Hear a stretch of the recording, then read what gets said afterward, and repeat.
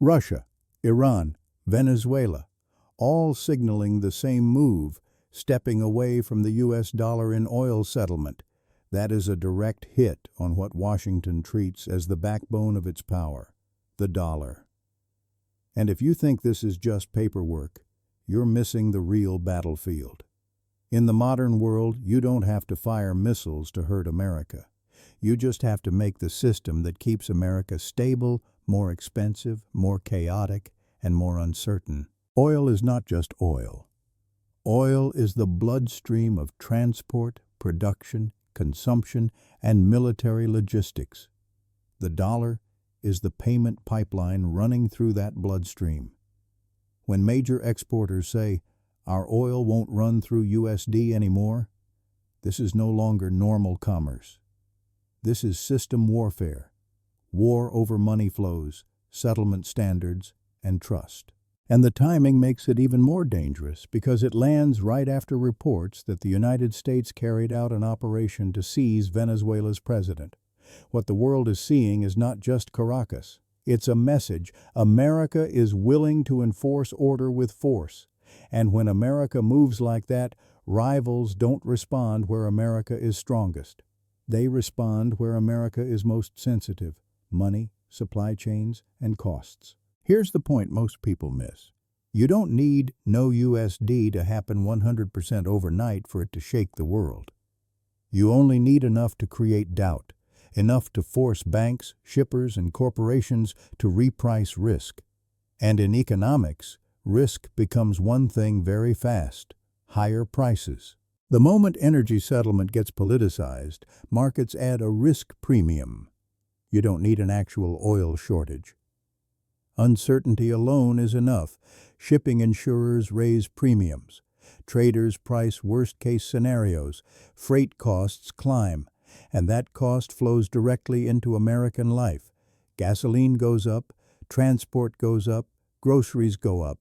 That's how a crisis begins. Not with a single dramatic stock market collapse, but with a week-by-week feeling that life is getting tighter.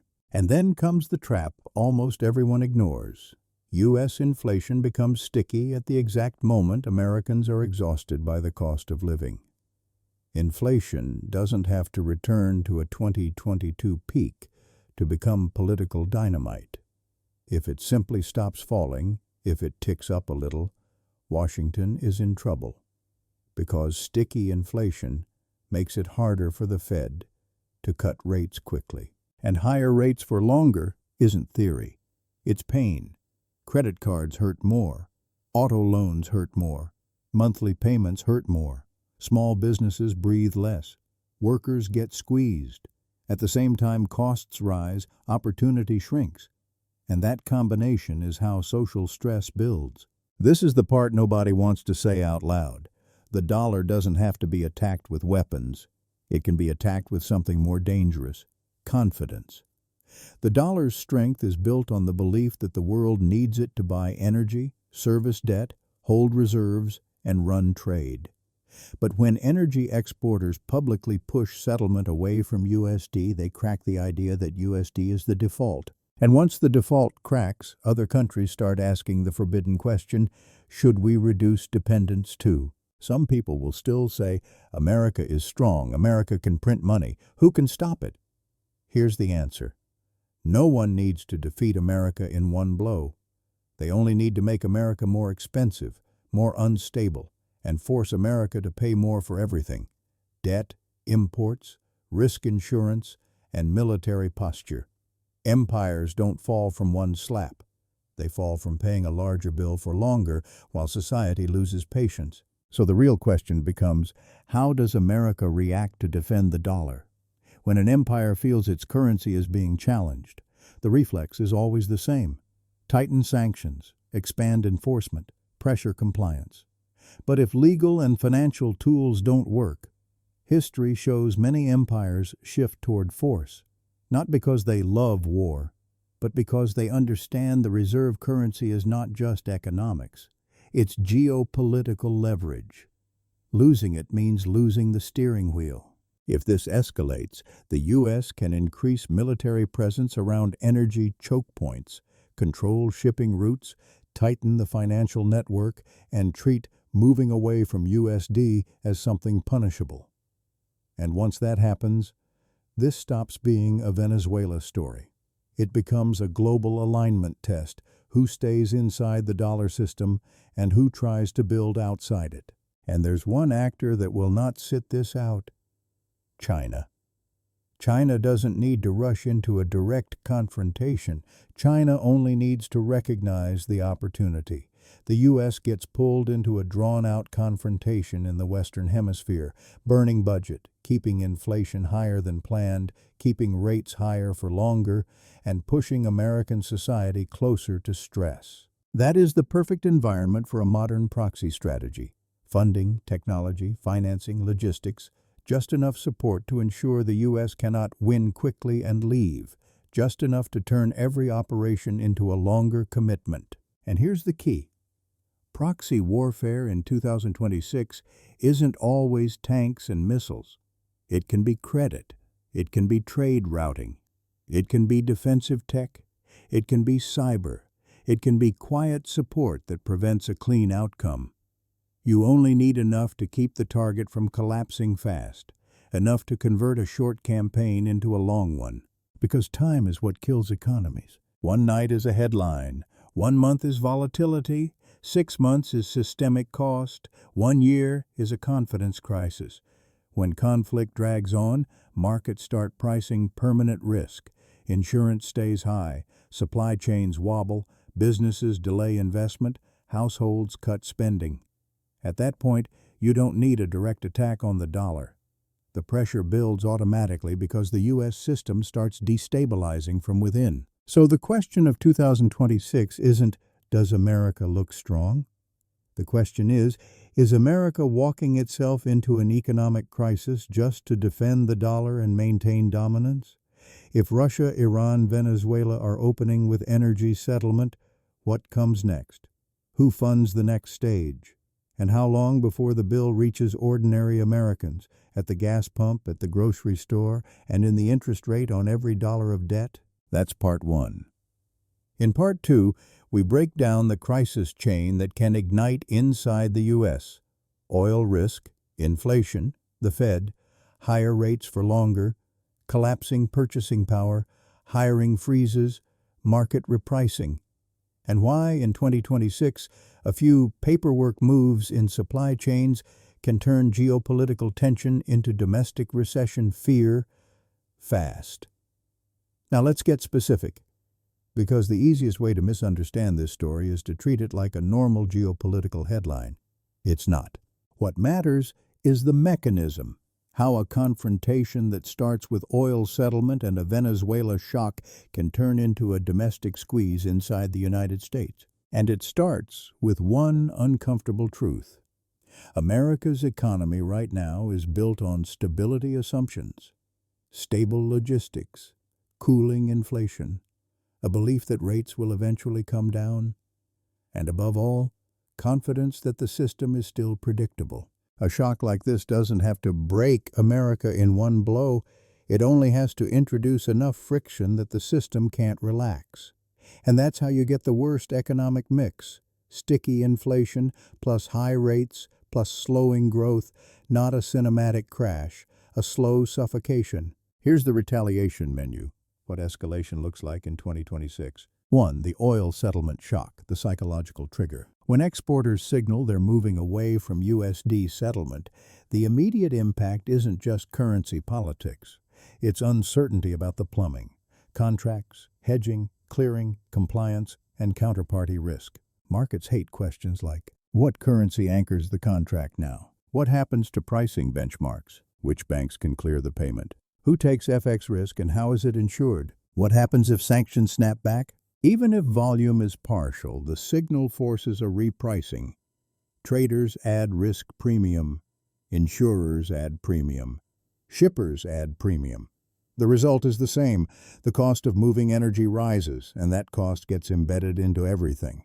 2. The real killer: insurance, shipping, and risk premium inflation. Most people think inflation comes from money printing or wage growth, but there's another kind: friction inflation. Conflict doesn't have to cut supply to raise prices. It only has to raise uncertainty, so the system charges more for protection. Marine insurers adjust rates. Freight forwarders adjust rates. Commodity traders adjust forward curves. Businesses adjust inventory buffers. Banks adjust compliance costs. Every adjustment is rational for the firm making it, but collectively it becomes a tax on the whole economy. And here's the part that hits households fast. Fuel and food are frontline goods. When transport costs rise, grocery shelves feel it. When grocery shelves feel it, voters feel it immediately. 3. The Fed trap. Sticky inflation forces higher for longer. This is where foreign policy becomes domestic crisis. If energy and freight costs push inflation back up, or even stop it from cooling, then the Fed is trapped. Because the Fed's credibility is built on not letting inflation re-accelerate, so rates stay higher for longer. And higher rates don't hurt everyone equally. They hurt the leveraged. Credit card balances bleed. Auto loans become punitive. Mortgage affordability collapses further. Small businesses face higher financing costs. Commercial real estate stress grows. Hiring slows as capital becomes expensive. This is why even a successful operation abroad can still become a loss at home. The economic pain doesn't arrive as one event.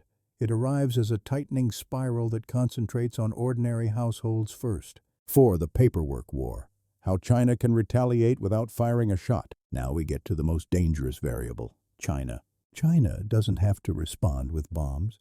China can respond with administrative weapons, licensing, inspections, export controls, end-use scrutiny, national security reviews, and quiet pressure across supply chains. That is modern retaliation. It doesn't look dramatic on TV. It looks like forms, delays, and uncertainty. But economically, it can hit harder than tariffs because it targets things you can't replace quickly. Think of it like this. Tariffs raise prices. Choke points break timelines. And in a high-rate economy, broken timelines become layoffs. What are the choke points? A. Critical minerals and rare earths. These inputs hide inside everything. EV motors and many conventional motors. Industrial magnets. Precision machinery. Electronics. Defense production. China doesn't need to ban exports globally. It only needs to tighten licensing, slow approvals, and increase scrutiny. Companies panic order. Inventory hoarding begins. Spot prices jump. Lead times stretch. And then the consumer sees it months later as higher sticker prices and fewer choices. B. Components and upstream materials. Even a minor delay on a key material can stall whole production lines. Supply chains don't break like glass. They break like a machine missing one bolt. That's how a paperwork war becomes inflation, and then becomes a job story. Tech and semiconductor escalation. The semiconductor front is already political. When geopolitics heats up, chips are the easiest place for both sides to tighten screws. And chips aren't just phones. Chips are cars, appliances, medical equipment, factories, data centers, defense systems. So when chips become political, everything becomes political. 5. Why this becomes recession fear fast. Here is the wallet level chain, mechanical, not ideological. If inputs get more expensive or less reliable, manufacturers raise prices or cut output. If energy risk premiums rise, transport costs rise. If transport costs rise, groceries rise. If prices rise, inflation stops cooling. If inflation stops cooling, rates stay higher for longer. If rates stay higher, debt service explodes for households and small firms. If debt service explodes, spending falls. If spending falls, hiring slows. If hiring slows, markets reprice earnings. If markets reprice, retirement accounts wobble. If retirement accounts wobble, consumer confidence cracks. This is how a foreign confrontation becomes a domestic recession narrative. And once recession fear enters the market, it becomes self-reinforcing. Businesses delay investment. Consumers delay big purchases. Banks tighten credit. Real estate weakens further. Layoffs begin at the edges. That's the point. The shock doesn't have to be big in headlines. It just has to be persistent enough to change behavior. 6. The political danger. Cost of living pressure is what breaks governments. Here's what governments can survive. Bad headlines, unpopular foreign policy, partisan noise. Here's what governments don't survive. A cost of living squeeze that feels endless, higher rates that refuse to come down, job insecurity spreading quietly. Because voters don't experience geopolitics as strategy. They experience it as gas prices, grocery bills, monthly payments, and whether their employer starts cutting hours. So if escalation continues, the nightmare scenario isn't a dramatic war. The nightmare scenario is America wins a tactical event but loses the economy through a slow grind of prices, rates, and confidence. And that brings us to Part 3, the worst-case spiral. Part 3 is where we map the extended scenario. A drawn-out pressure campaign, proxy support that prevents a clean outcome, and a system-level economic confrontation that drags on long enough to flip inflation back up, lock rates in place, and push the U.S. from strain into crisis. If Part 1 was the warning, and Part 2 was the mechanism, Part 3 is the timeline, how this becomes a year-long bill paid by ordinary Americans. Now we go to the scenario nobody wants to say out loud, because it's not cinematic, it's not heroic, and it doesn't end with a victory speech. It ends with a bill. If this escalates, the most dangerous outcome isn't world war. The most dangerous outcome is duration, a drawn-out conflict environment that slowly turns foreign policy into domestic economic damage. Here's the worst-case spiral, step by step. Step 1. Venezuela doesn't collapse, it hardens. In every pressure campaign, Washington needs one thing for a clean outcome. The target breaks fast. Because if the target doesn't break fast, the campaign shifts from operation to system, and systems are expensive. In a hardened scenario, the regime survives the initial shock, restructures internally, increases security, and moves into a siege mindset. That means the U.S. can't just hit and leave. It inherits enforcement responsibilities, surveillance, interdiction, sanctions policing, and constant crisis management. And when enforcement becomes the war, the risk of incidents multiplies. A tanker refuses inspection. A drone is misidentified. A port suffers a cyber event and nobody can prove who did it. A local ally overreacts. A clash spirals out of control. This is how a limited action becomes an open-ended commitment. Step 2. The conflict becomes a proxy environment. This is where China becomes decisive, not because it needs to announce an alliance, but because it can raise America's cost without direct confrontation. Proxy support in 2026 doesn't have to look like convoys of weapons on camera. It can look like financial oxygen through intermediaries, trade routing and back-channel logistics, intelligence assistance, cyber support, defensive technology and training, diplomatic cover that blocks isolation. None of this requires a dramatic speech. It only requires enough support to prevent a clean collapse, enough to stretch timelines, enough to keep the target alive. And that is the entire proxy playbook. Make the war last long enough that the bill arrives inside U.S. politics and inside U.S. household budgets. Step 3. The energy and shipping risk premium becomes semi-permanent. Once markets believe a confrontation is not a one-week event, they stop pricing it as temporary. They start pricing it as a background condition. That's when you get higher insurance premiums that don't fully come down, freight rates that remain elevated, commodity traders building in tail risk, companies increasing inventory buffers, executives delaying capex because outcomes are uncertain. The economy becomes less efficient. Less efficient means more expensive. And in a high-debt, high-rate environment, a little more expensive becomes politically explosive. Step 4. China turns paperwork into pressure. In a drawn-out scenario, China doesn't need to do one massive retaliation event. It can do smaller moves that keep stress alive. The power isn't in the headline. The power is in the uncertainty. Licensing delays that stretch lead times. End-use scrutiny that forces compliance resets. Inspections that slow shipments. Quiet pressure across critical materials. Selective tightening that makes companies panic order. Supply chains don't collapse instantly. They degrade. And degradation is deadly because it creates higher input costs. production delays, reduced output, higher consumer prices, weaker corporate margins, weaker hiring. This is how the friction spreads from boardrooms into paychecks. Step 5, the Fed gets trapped and households get squeezed. Now connect the dots back home. If energy and supply chain friction keep inflation from cooling, the Fed can't safely pivot. Rates stay high. High rates mean credit card interest stays brutal. Auto loan payments stay heavy. Mortgage stress stays high. Refinancing becomes impossible for many. Small businesses face tighter cash flow. Layoffs begin at the edges. And here's the key. The pain concentrates where it always concentrates, on people living paycheck to paycheck. Not because anyone wants it, because global systems don't care about narratives. They care about cost and flow. Step 6. The political system destabilizes under cost of living pressure. This is the point where the foreign policy story flips. At first, the public conversation is about strength, dominance, and control. But when grocery bills keep rising, when gas stays high, when rates won't come down, when job security starts feeling shaky, the conversation becomes about betrayal. And that's the danger for any administration. You can survive bad headlines. You can survive a messy overseas situation. But you don't survive a sustained squeeze that people feel every week. And if the action abroad becomes contested domestically, legal fights, congressional backlash, partisan warfare, markets start pricing political instability on top of geopolitical instability.